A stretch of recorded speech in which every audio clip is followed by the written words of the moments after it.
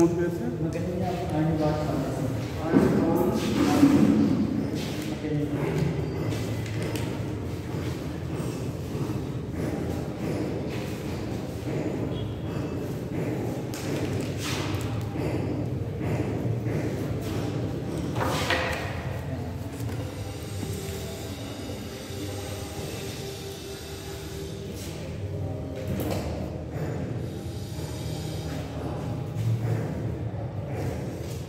Ionic bond, अच्छा हाँ এটা লাগে ইলেকট্রোভ্যালেন্সি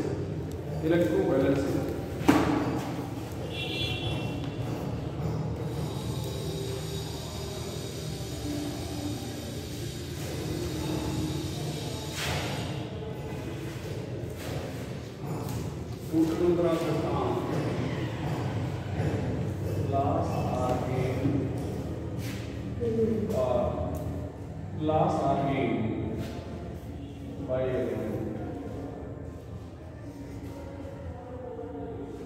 during ionic bond formation.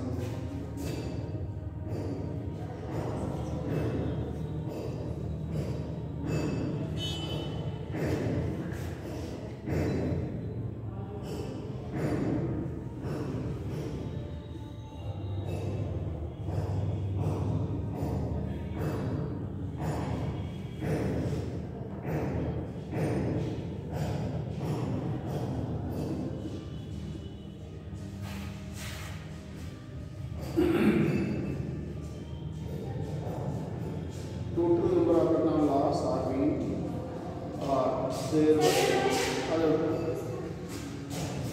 during ionic bond formation. ठीक है, अच्छा ध्यान रखना ये कैटायन है, देखो ये क्या है कैटायन। तो P और D ब्लॉक के कैटायन वेरिएबल इलेक्ट्रोवैलेंसी शो करते हैं, लिख लीजिएगा cation of P and D block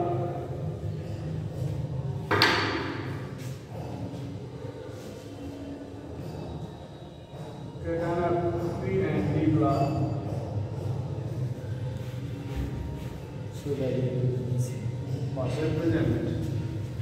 variable electrovalency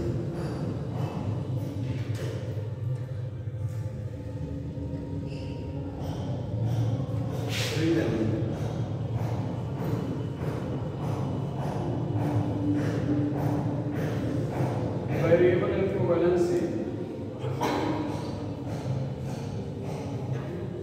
of cation of D block is due to unstable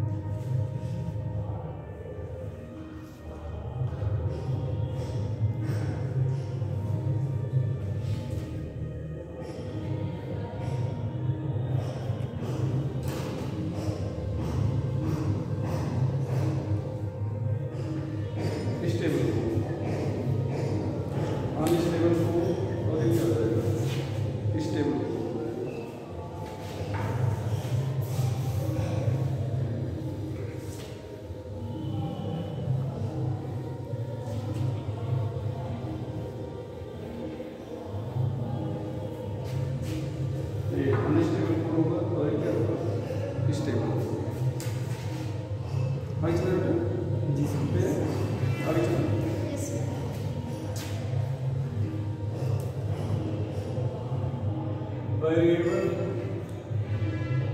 electrovalency of cation of P block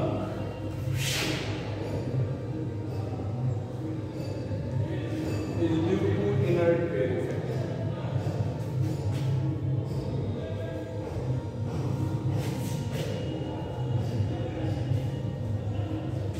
Due to inert pair effect. यहाँ पर ध्यान रखना, समझिएगा inert pair effect क्या है?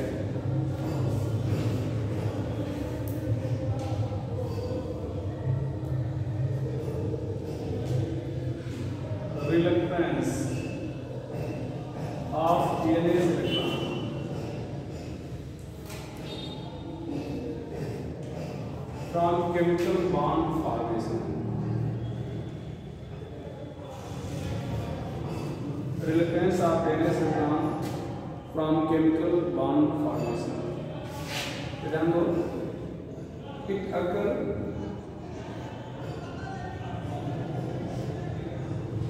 due to more penetration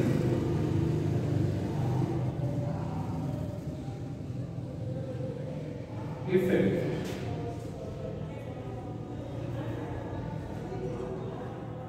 of NS electron. Due to more penetration effect of NS electron. ध्यान दीजिएगा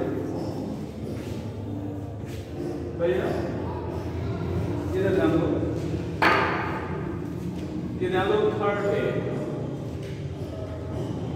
fourth है, ध्यान दीजिएगा क्या बेटा?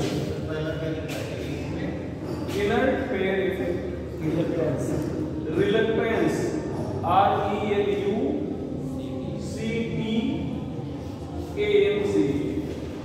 reluctance.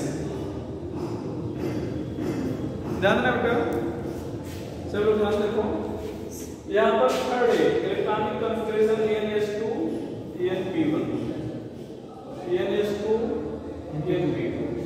अब ये अगर दोनों इलेक्ट्रॉन निकल जाए, मतलब P का भी इलेक्ट्रॉन निकल जाए और S का भी इलेक्ट्रॉन निकल जाए, तो कितना इलेक्ट्रॉन निकलेगा? 3। और यहाँ पर कितना निकलेगा? 4। तो यहाँ पर अगर दोनों निकल गए तो +3 हो सकता है, और अगर ये केवल P वाला इलेक्ट्रॉन निकला, S वाला नहीं निकला, तो क्या हो जाएगा? +1। मतलब इनर्ट पेयर, मतलब ये पेयर इनर्ट है, ठीक है? दोनों निकल गए तो +4 और P वाला निकला तो +2। यहाँ पर ध्यान देना, ये boron, aluminium, gallium, indium, thallium, ये यहाँ पर केवल +3, ये +3 और +1, carbon, silicon, germanium, tin, lead, +4 और +1। अब हम इस फैमिली का एग्जांपल लेंगे, इसका समझाने के लिए। इधर बेटा करेंगे, इलेक्ट्रॉनिक कॉन्फ़िगरेशन आपको पढ़ाया गया था, यहाँ पर ध्यान 1s2 2s2 2p6 3s2 3p6 4s2 3d10 4p6 5s2 4d10 5p6 6s2 4f4d 5d10 6p6। ध्यान देना, अगर हम बात करें बोरान की, aluminium, gallium, indium, thallium, boron के पास कुल 5 इलेक्ट्रॉन है, देखो तो 2 2 4 और एक क्या हो जाएगा? 5, तो यही तक हो जाएगा। तीनों इसके आगे देखो, एल्युमिनियम की बात करो तो ये P1 हो जाएगा, गैलियम की बात करो तो सॉरी ये P1 हो जाएगा, गैलियम की बात करो तो ये P1 हो जाएगा, इंडियम की बात करो P1 हो जाएगा, हो जाएगा। देखो बेटा, ये पहली सेल है, दूसरी सेल ऐसे कह लो, तीसरी सेल, चौथी सेल, पांचवी सेल, ये क्या है? छठी सेल। बताओ, यहाँ पर न्यूक्लियस है, न्यूक्लियस का इफेक्ट P पर ज्यादा होगा या S पर? यस, किस पर?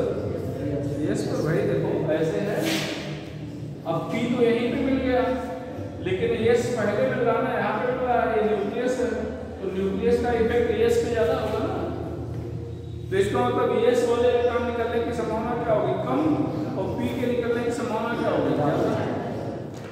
अच्छा, ये देखो, ये सरफेस पर है और ये अंदर है, धंसा हुआ, पेनिट्रेट का मतलब धंसा हुआ, भेदन, हिंदी में क्या कहेंगे? भेदन, ज्यादा भेदित है, ज्यादा अंदर है, तो इसका मतलब P के निकलने की संभावना है एस के निकलने की संभावना कम है। कम।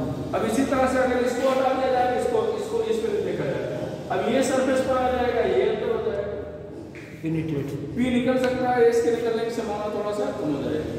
इसको हटा दिया जाए, ये पी निकल सकता है, ये अंदर आ गया। अब यहाँ पे अगर आप एल्यूमिनियम के पास आ गए तो ये एस और पी, एस और पी लगभग बराबर साथ साथ, तो अगर पी निकलेगा तो एस पी निकल जाएगा। तो इसका मतलब अगर इन चारों में कहा जाए कि कौन इनर्ट पेयर इफेक्ट शो नहीं करेगा, एल्यूमिनियम कौन शो करेगा, एक बताओ, तो थैलियम। मतलब इनर्ट पेयर इफेक्ट शो करने की टेंडेंसी नीचे जाने पर क्या होती है, बढ़ती जाती है। इनर्ट पेयर इफेक्ट शो करने की टेंडेंसी नीचे बेटा बढ़ती जाती है। अच्छा, इनर्ट पेयर इफेक्ट शो करने की टेंडेंसी अगर बढ़ रही है तो जो लोअर पॉजिटिव ऑक्सीडेशन स्टेट है, तो अगर ये आप कह रहे हैं कि ये इनर्ट पेयर इफेक्ट ज्यादा शो करना चाह रहा है, तो इसका मतलब इसका एस कम नहीं निकलेगा, और नहीं निकलेगा तो +3 नहीं मिलेगा, तो क्या मिलेगा, +1। तो ये जो नीचे वाला है किस ऑक्सीडेशन स्टेट में स्टेबल है, +1 में, और ऊपर वाला +3 में। तो लिख दीजिएगा tendency to show inert pair effect, tendency to show inert pair effect increases down the road, tendency to show inert pair effect increases down the road, tendency to show inert pair effect increases down the road। तो inert pair effect show करने की tendency बेटा नीचे जाने पर क्या होती है, बढ़ती जाती है। 10 का मतलब इस प्रकार या इस कारण से stability of lower positive oxidation state,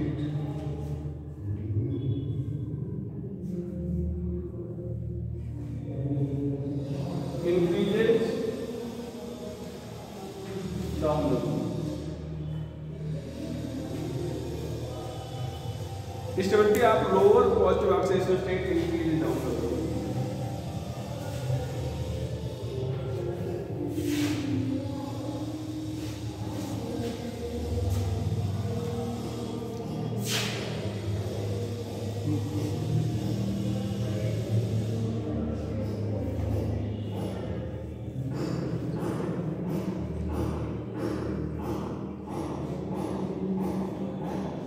Which one does not show inert pair effect?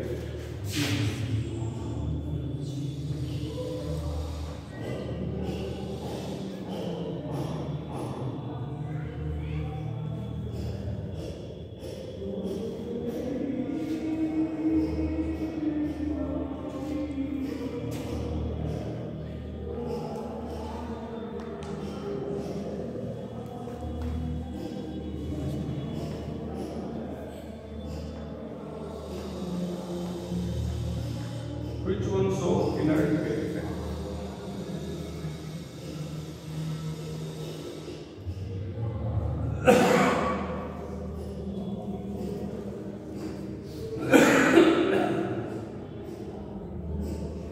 यहाँ पर ये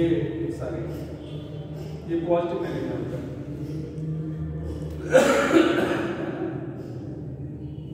तो क्या जाएगा सर, एडी पहले में पहला और दूसरे में चौथा। सर अगर प्लस होता तो पहले में चारों ऑप्शन सही कर सकते थे। अगर एल सही रह जाएगा, ऑलरेडी जब 300 सारे ऑप्शन निकाल चुके हैं, भाई +3 है तो फिर इनर्ट पेयर इफेक्ट सब कुछ है तो निकाल चुका ऑलरेडी ना, इसीलिए हमने मिटा दिया। यहाँ पर ध्यान दो, यहाँ पर AlCl3 AlCl TlCl3 TlCl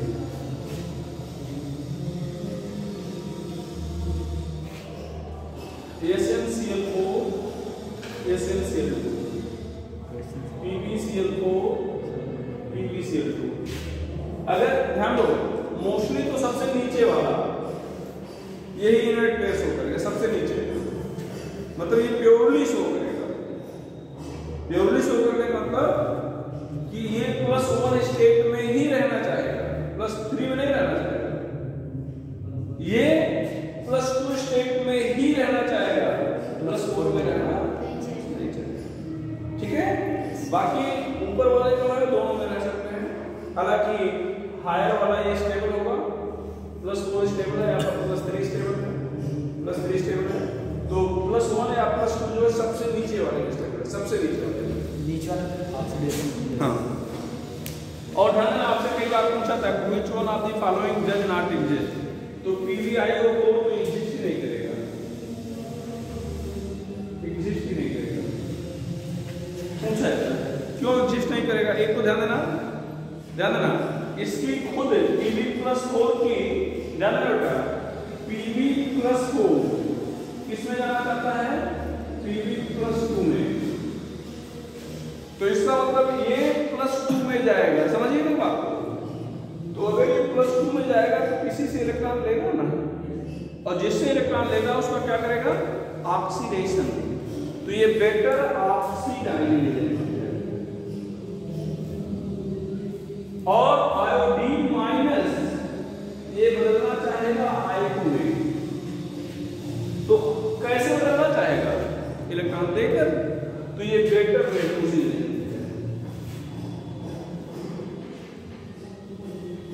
तो बेटर ऑक्सीडाइजिंग एजेंट और बेटर रेड्यूसिंग एजेंट एक साथ रख दिया जाए तो रहेंगे भाई, पेट्रोल और आग एक साथ रख दो नहीं रहेगा नहीं। ये चाह रहा है कि हम अगले को ऑक्सीडाइज कर दें, ये चाह रहा है कि हम अगले को रिड्यूस कर दें, मतलब ये चाह रहा है कि हम किसी से इलेक्ट्रॉन ले लें, ये चाह रहा है कि हम किसी को इलेक्ट्रॉन दे दें, दोनों एक साथ हैं, है कि नहीं, तो ये किसमें बदल जाएगा, PbI2 और I2 किसमें बदल जाएगा, PbI2 और I2। PbCl4 तो मान लो थोड़ा स्टेट मतलब बन भी सकता है, लेकिन PbI4 तो कभी नहीं बनेगा। क्यों नहीं बनेगा, कारण बता दिया कि ये बेटर ऑक्सीडाइजिंग एजेंट है और ये बेटर रिड्यूसिंग एजेंट है, दोनों एक साथ नहीं रहेंगे। आगे चल जाए, चलो तो हम लोग ये भी देख लिए क्या, इनर्ट पेयर इफेक्ट और थोड़ा सा अनस्टेबल कोर। ठीक है, अब हम लोग देखेंगे property of ionic bond and compound. यहां पर ध्यान दो, ये आयनिक कंपाउंड है, ये +Cl-, तो यहां पर अपोजिटिवली चार्ज आयन है,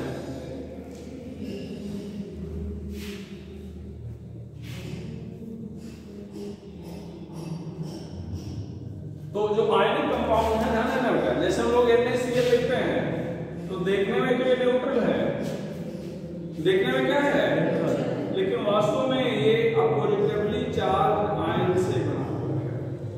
किससे बना हुआ है, अपोजिटिवली चार्ज आयन से। तो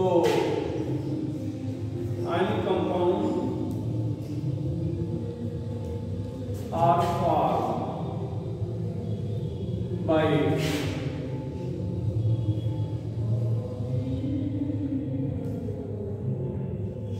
अपोजिटिवली चार्ज आयन,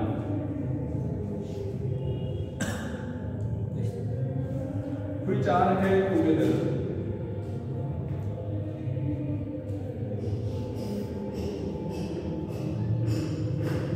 by strong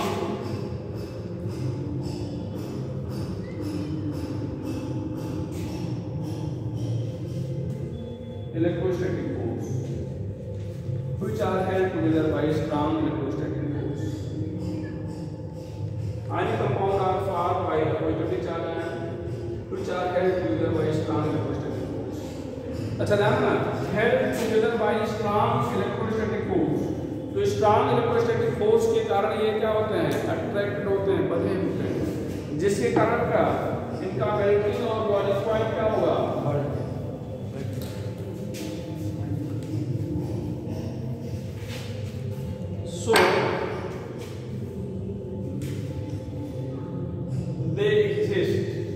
पहला in solid state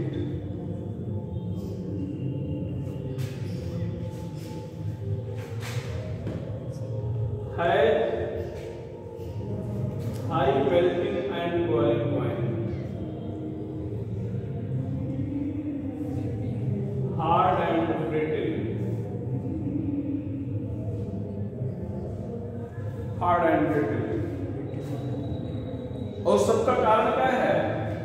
strong electrostatic force. Solid क्यों होते हैं? बहुत स्ट्रांग इलेक्ट्रोस्टैटिक फोर्स है। मेल्टिंग एंड बॉइलिंग पॉइंट ज्यादा क्यों है? स्ट्रॉन्ग इलेक्ट्रोस्टैटिक फोर्स है। हार्ड एंड ब्रिटल क्यों है? स्ट्रॉन्ग इलेक्ट्रोस्टैटिक फोर्स है। ठीक है। Does not conduct electricity,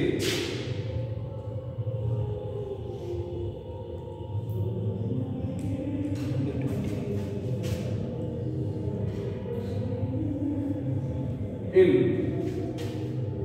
solid state. क्यों भैया? वही चूंकि आयन जो है क्या है, स्ट्रॉन्ग इलेक्ट्रोस्टैटिक फोर्स से क्या होते हैं? बंधे होते हैं। स्ट्रॉन्ग इलेक्ट्रोस्टैटिक फोर्स से क्या होते हैं? बंधे होते हैं, तो इधर उधर मूव भी नहीं कर पाएंगे।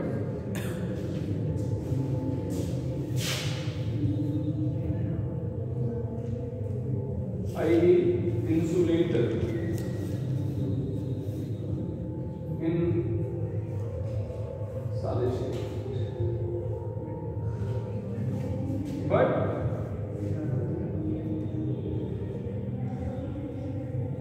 conduct electricity in pure or molten state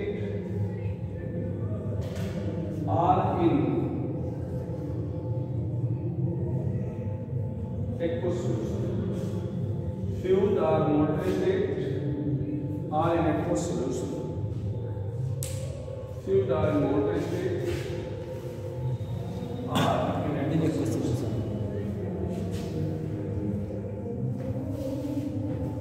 or in aqueous solution। ठीक है। कंडक्टिव ट्यूब को प्रज्वलित चल रहा है।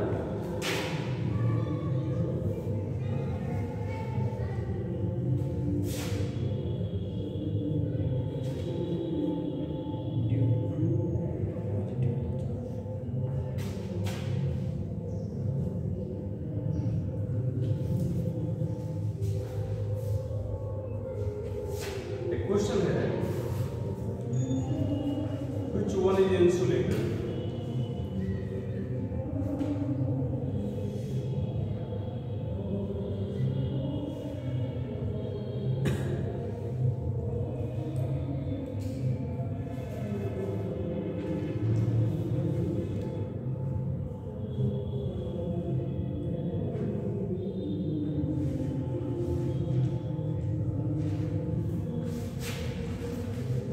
Which one is insulator?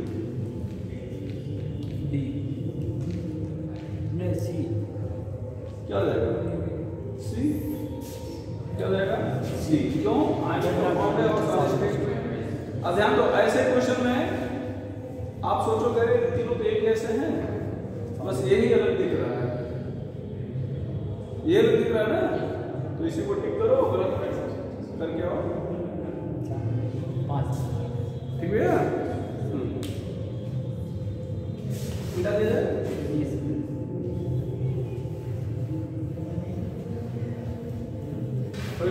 अभी तक एक पॉइंट था बेटा, अभी एक ही पॉइंट हुआ है। दूसरा, ionic bond is non directional,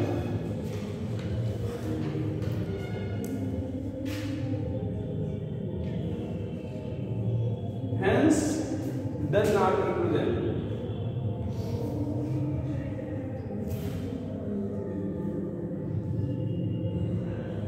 geometry।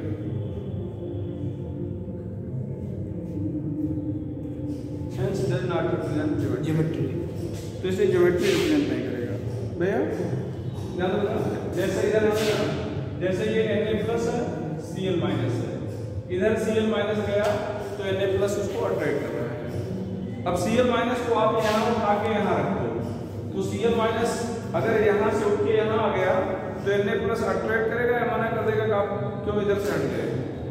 Attract करेगा ना, तो यहाँ पर भी अट्रैक्ट करेगा। यहाँ कर दिया, यहाँ पर भी कहीं पर कर दो, हर जगह अट्रैक्शन बना रहा है कि नहीं बना रहा है? तो इसका मतलब कोई फिक्स डायरेक्शन नहीं है जहाँ आप Cl को रखो, और जब तक फिक्स डायरेक्शन नहीं होगी, फिक्स पोजीशन नहीं होगी, तब तक सिमेट्री कैसे होगी, शेप कैसे होगा? सिमेट्री नहीं, ज्योमेट्री। ठीक है, तब तक ज्योमेट्री कैसे होगी? शेप नहीं। ठीक है, तो ये चीज। अच्छा, लिख ले जाओ। Ionic compound does not dissolve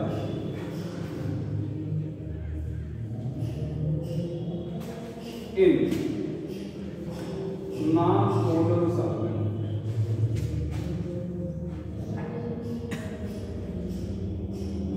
Like CH2, CCl4, benzene, toluene, ether, and in other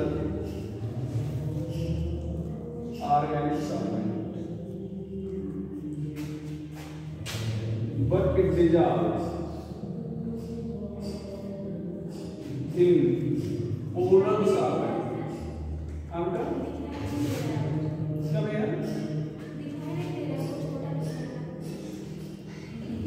आगे आ जाओ, फिर पढ़ा लिखेंगे। Ionic compound does not dissolve in non-polar solvent like in CH2, लिख लो, भी पढ़ा लिखा, CH2, CCl4, benzene, toluene, ether, and in other organic solvent, but it dissolves in polar solvent like in water,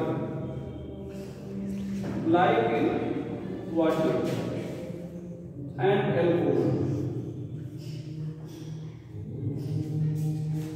water and alcohol। तो ये polar solvent का कैसे याद रहेगा? समझिए इधर बात को, इधर देखना सभी लोग, भैया देखना बेटा, ये वाटर है, ये इलेक्ट्रॉन खींचेगा माइनस, ये क्या हो जाएगा प्लस। तो ये क्या है? पोलर कंपाउंड है। ये क्या है? पोलर। अब जैसे यहाँ पर NaCl डाल दिया जाए, NaCl क्या करें, इसको डाल क्या NaCl डाल दें, तो NaCl भी पोलर है, यहाँ पर क्या हो जाएगा Na प्लस Cl माइनस, ध्यान दो। तो ये जो वाटर का नेगेटिव पोल है Na प्लस के पॉजिटिव पोल की तरफ आ जाएगा, अट्रैक्ट हो जाएगा, और वाटर का जो नेगेटिव पोल पॉजिटिव तरफ आ जाएगा, और पॉजिटिव पोल बेटा नेगेटिव। ध्यान देना, ये आयन जुड़े हैं, आयन जुड़ता है तो एनर्जी निकलती है, और उस एनर्जी को कल बताए थे लैटिस एनर्जी। क्या बताए थे? Lattice energy. और ध्यान रखना बेटा, वाटर जुड़ रहा है, वाटर के जुड़ने से भी एनर्जी निकलेगी। इसको क्या कहेंगे? He, hydration energy. He, you लिखा गया है, लैटिस एनर्जी, हाइड्रेशन एनर्जी। तो ध्यान रखना, जब आयन जुड़ेंगे तो एनर्जी निकलेगी, इसको आप लैटिस एनर्जी कहोगे। वाटर जुड़ेंगे तो भी एनर्जी निकलेगी, इसको क्या कहोगे? Hydration energy. एक और चीज बताएं, आपको कई बार बताए हैं कि जब भी कोई दो चीज जुड़ता है तो एनर्जी निकलती है, और उसको उतनी ही एनर्जी अगर दे दिया जाए तो अलग हो जाता है। तो इसका मतलब Na प्लस और Cl माइनस जुड़ा होगा तो एनर्जी कितनी निकलेगी? लैटिस एनर्जी के बराबर। अब इसको इतनी एनर्जी अगर दे दिया जाए, इतनी या इससे ज्यादा, तो ये अलग हो जाएंगे, अलग हो जाएंगे तो कहा जाएगा डिजॉल्व हो गया। कहा क्या जाएगा? डिजॉल्व। तो इसका मतलब ध्यान रखना बेटा कि किसी आयनिक कंपाउंड को वाटर में डिजॉल्व होने के लिए हाइड्रेशन एनर्जी लैटिस एनर्जी से ज्यादा होनी चाहिए, ज्यादा से। तो लिख देगा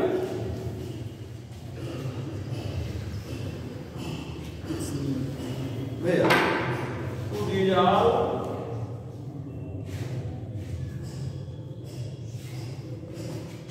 ionic compound in water, hydration energy should be greater than lactic energy. ध्यान रखिएगा, यू लैटिस एनर्जी है, कल आप सभी लोग फरार थे, तो ध्यान रखिए क्या है, ठीक है। लैटिस एनर्जी है आर इन अदर सॉल्वेंट, किसी और सॉल्वेंट में बेटा सॉल्वेशन एनर्जी बोल देंगे, उसे क्या बोलेंगे, solvation energy should be greater than lattice energy. तो वाटर में डिजॉल्व होने के लिए हाइड्रेशन एनर्जी ज्यादा होना चाहिए और किसी और सॉल्वेंट में डिजॉल्व होने के लिए क्या होना चाहिए, सॉल्वेशन एनर्जी ज्यादा होना चाहिए। इसको बताने क्या, अच्छा एक चीज हम और यहाँ पर बात करने वाले हैं भैया, देखना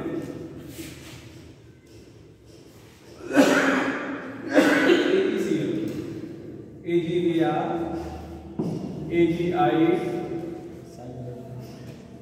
AgI, यहाँ पर ध्यान देना, CaF2, BaSO4, PbSO4, SrSO4 आयनिक है, but does not dissolve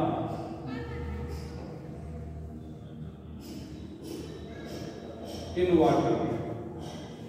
कारण क्या होगा, as hydration energy is less than lactic energy, ionic but does not dissolve in water as hydration energy is greater than less than lactic energy।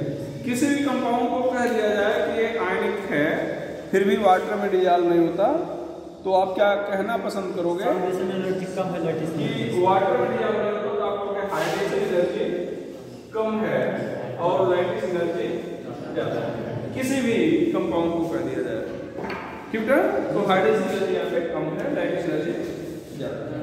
आगे चलते हैं, आप लोग physics में एक फार्मूला पढ़े होंगे, कल भी ऐसे ही एक फार्मूले पे चर्चा हुई थी, आज फिर हो गई, आर स्क्वायर, ये फोर्स है, दो चार्ज बॉडी के बीच में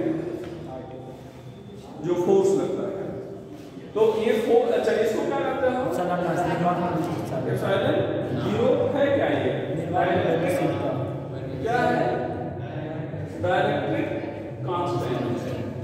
तो अगर डायरेक्ट्रिक कांस्टेंट ज्यादा है दो चार्ज के बीच में, तो फोर्स ऑफ अट्रैक्शन कम होगा या ज्यादा होगा, कम होगा।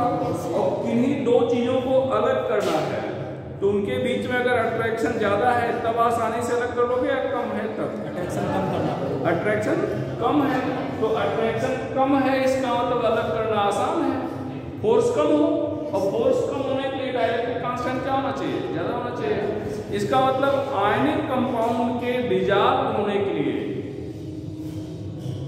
सॉल्वेंट का जो डायरेक्ट्रिक कांस्टेंट है वो क्या होना चाहिए, ज्यादा होना चाहिए।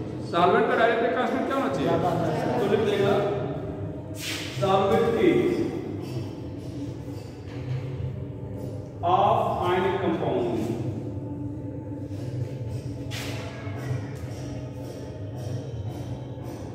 डायरेक्टली प्रोपोर्शनल टू फ्लोटा बीच में बटे direct constant of solvent, direct constant of solvent.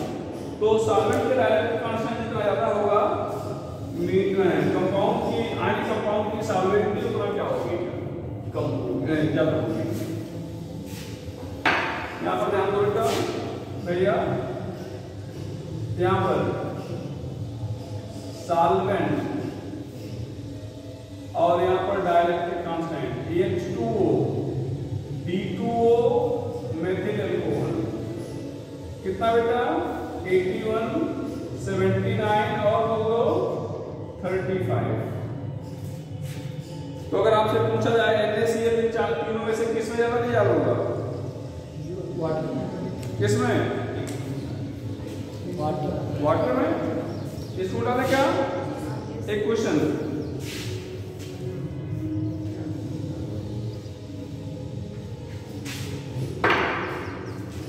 नहीं लिख पाते क्या? सॉल्वेंट है डायरेक्टली कांस्टेंट H2O D2O 81। अच्छा यहाँ पर फिंगर रख दिए तो क्या? 81, 79 and 35। एक क्वेश्चन बेटा, 4 solvent A, B, C and D had dielectric constant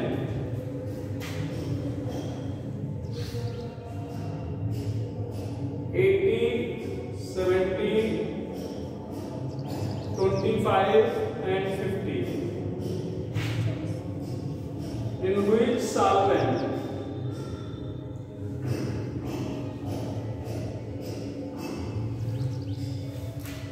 solubility of ionic compound is maximum.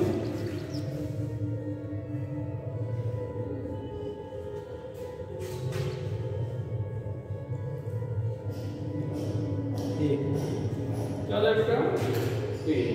अब सॉल्वेंट ए क्या है हमें मालूम नहीं है। सॉल्वेंट ए क्या है मालूम है? किस ग्राउंड पे बात कर रहे हैं? किस ग्राउंड पे? डायरेक्ट कांस्टेंट के ग्राउंड पे। एक minute,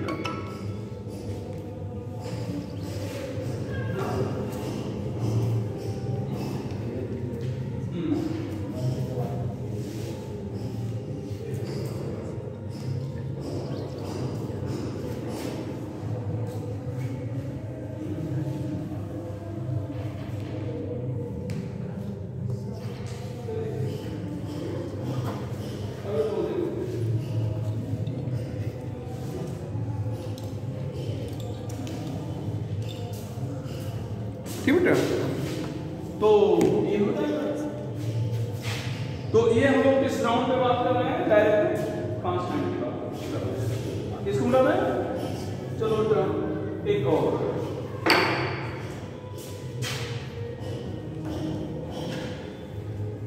ionic compound does not represent isomer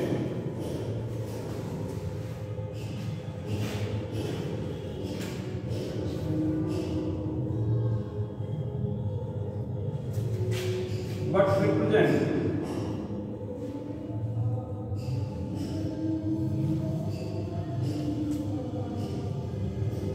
isomorphism।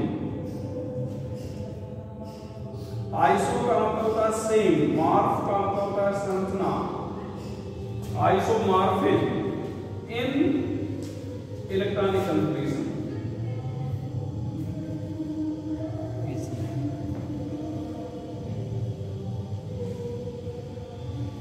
Isomorphism in electronic configuration।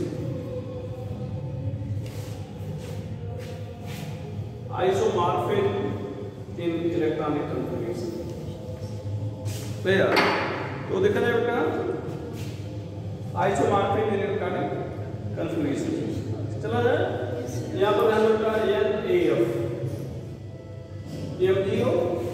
यहाँ पर सोडियम के पास ये प्लस माइनस कितने इलेक्ट्रॉन? सोडियम के पास 10, फ्लोरीन के पास भी 10 इलेक्ट्रॉन हो गए, मैग्नीशियम के पास 10 इलेक्ट्रॉन, ऑक्सीजन के पास 10, सबके पास 10 इलेक्ट्रॉन। तो इसका मतलब ये हो गया कि अगर सबका इलेक्ट्रॉनिक कन्फिगरेशन लिखा जाए तो सेम आएगा। तो ये आइसोमॉर्फिज्म क्या है? आइसोमॉर्फिज्म। तो हम लोग आयनिक बॉन्ड पढ़ रहे थे।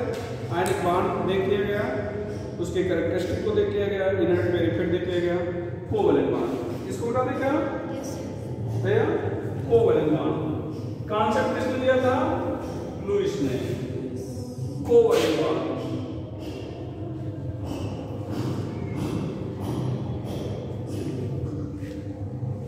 Covalent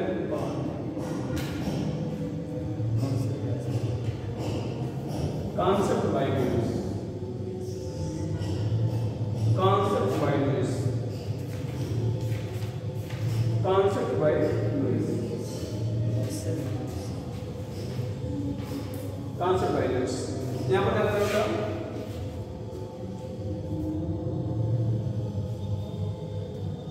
bond which is formed by mutual sharing। Mutual का मतलब क्या होता है? परस्पर sharing of electron is covalent bond.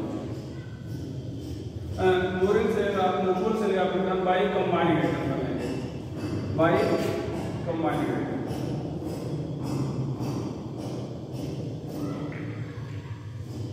तो कंबाइनिंग एटम्स ध्यान रखना, अगर कंबाइनिंग एटम एक इलेक्ट्रॉन शेयर करते हैं तो उनके बीच में एक बॉन्ड बनेगा। ध्यान देना, कंबाइनिंग एटम कितना इलेक्ट्रॉन शेयर कर रहे हैं? एक इलेक्ट्रॉन, तो इनके बीच में क्या बनेगा? एक बॉन्ड। अच्छा, इसको लुईस डॉट स्ट्रक्चर भी कहते हैं। ध्यान रखना, Cl के पास 7 इलेक्ट्रॉन था, दोनों Cl के पास 7 इलेक्ट्रॉन थे, दोनों ने एक इलेक्ट्रॉन शेयर करके क्या किया? अपना इलेक्ट्रॉन शेयर कर लिया, तो इसको लुईस डॉट स्ट्रक्चर भी बोलेंगे। ऑक्सीजन के आउटर मोशन में कितने इलेक्ट्रॉन होते हैं? 6 चाहिए, कितने? 2। कितने चाहिए? 2। तो 2 ऑक्सीजन मिले और बोले भैया चलो 2 इलेक्ट्रॉन शेयर कर लिया जाए, तो क्या हो जाएगा बेटा? 2 बॉन्ड बन जाएगा। नाइट्रोजन के आउटर मोशन में कितने इलेक्ट्रॉन होते हैं? 5। कितने इलेक्ट्रॉन चाहिए? 3। तो यहाँ पर 2 नाइट्रोजन को मिलना पड़ेगा, 2 नाइट्रोजन को मिलना पड़ेगा।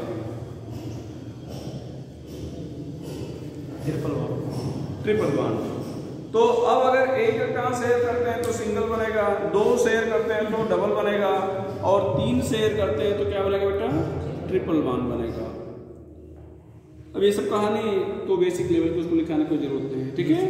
हाँ, एक चीज आपको जरूर बताना चाहेंगे कि किन्हीं 2 नॉन मेटल के बीच में, नॉन मेटल ध्यान सुनिएगा, 3 से ज्यादा बॉन्ड नहीं हो सकता। मेटल के बीच में हो सकता है लेकिन नॉन मेटल के बीच में नहीं हो सकता। तो लिख लीजिएगा, लिख चुके हो भैया? There can not be non metal.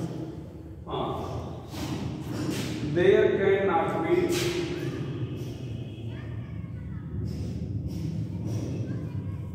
more than 2 electrons, sorry, more than 3 bonds, not electrons, in between 2 combined electrons.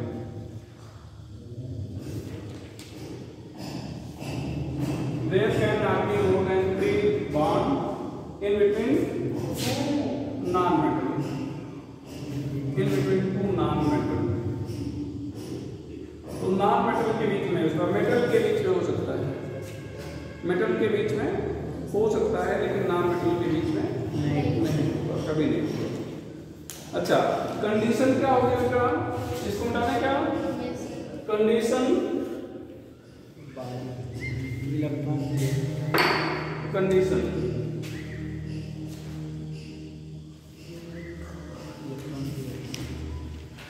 Electron difference of combining atom, बोलना less than 1.7।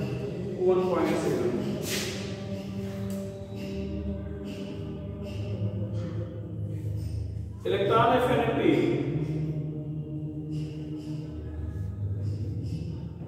Of both atom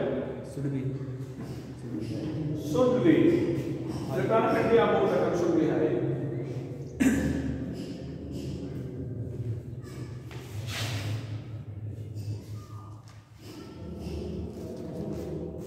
outermost shell है, shell should have 4, 5, 6 or 7 except hydrogen,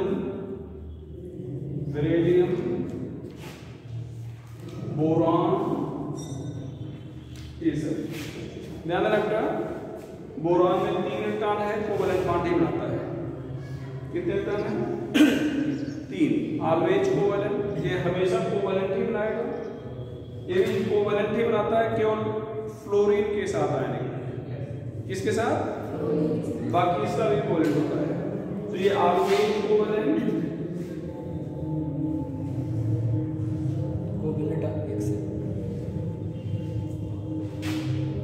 always covalent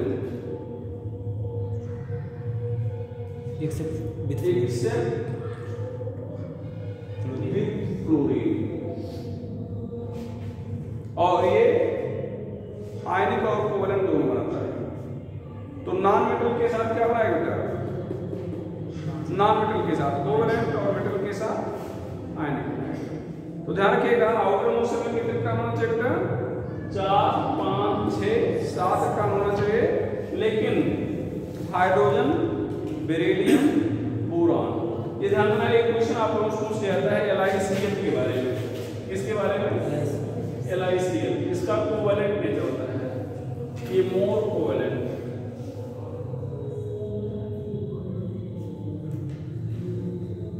hence these are not तक मिलेगा in the organic solvent.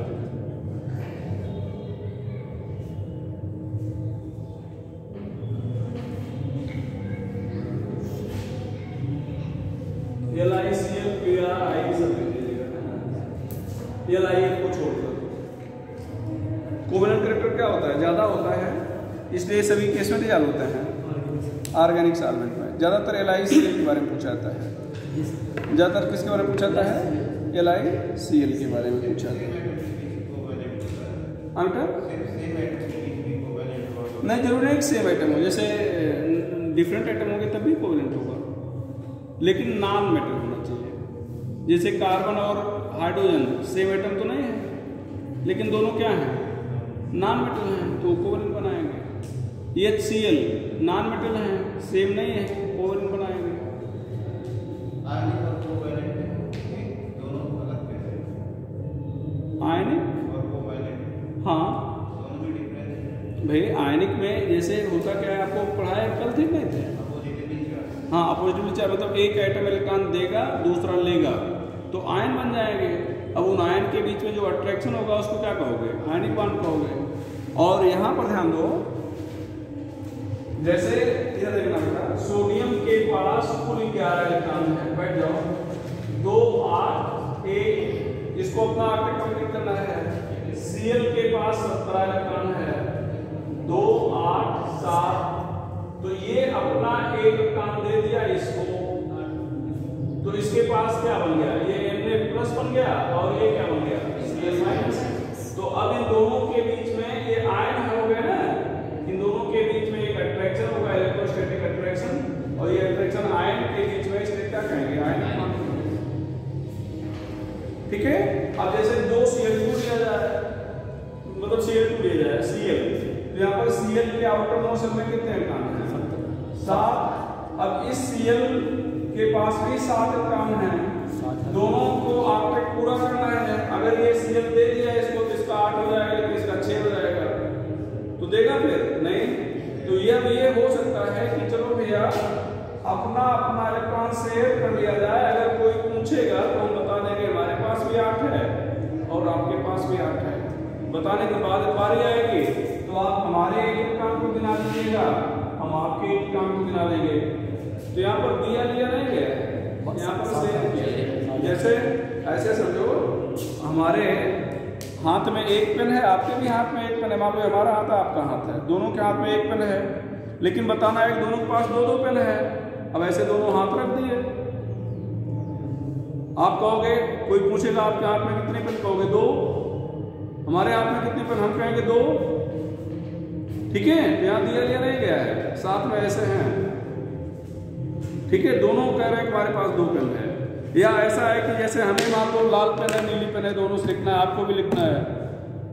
आपके पास लाल है, मेरे पास नीली है, लिखना दोनों पेन से है। अब दोनों पेन ही रख दिए, एक लाल से लिख रहा है, एक नीली से लिख रहा है। जब आपको जरूरत पड़ी तो आप हमारे ले लिए, हम आपके ले लिए। है तो दोनों के पास एक एक पेन, लेकिन चल रहा है दोनों पेन का काम कि नहीं चल रहा है, तो दैट इज शेयरिंग। ठीक है, तो ये चीज ठीक बेटा। तो आज हो गया, कल हम लोग टाइप ऑफ कोवेलेंट बॉन्ड पढ़ेंगे और मोस्टली हम लोग पोलरिटी पढ़ेंगे। पोलरिटी बहुत इंपॉर्टेंट है इनऑर्गेनिक से लेकर ऑर्गेनिक तक। तो कल हम लोग मोस्टली पढ़ेंगे पोलरिटी के बारे में, ठीक है ना। ठीक है।